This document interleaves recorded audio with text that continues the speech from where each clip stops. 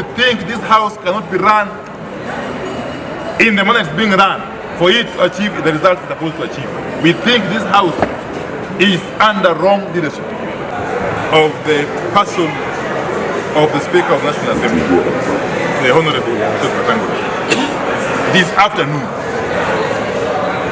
we have come here to register our disagreement with the action the Speaker has taken this afternoon, including, first and foremost, refusing to acknowledge our duly elected Deputy Minority Whip.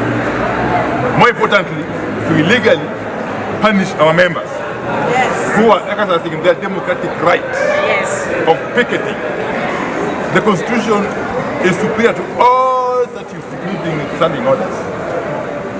And therefore, we have chosen to come here and say that enough is enough. We have had enough. We have had enough of Wetangula and his shenanigans in this house. The conduct of the Speaker and the Speaker's panel, they are conducting the affairs of the House in the most partisan manner. And we have had very important decisions made without debate. Merely saying, put the question.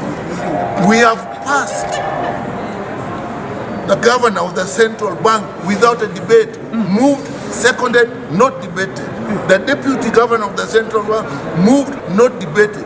These are important institutions in the country. If debate is not allowed, the rule is the majority will have their say, the minority will have their say, as the majority have their say. This is not even applied their way. This is not even how it is happening now. I want to say here that in life, justice is superior to law. It is impossible to implement unjust laws and unjust decisions.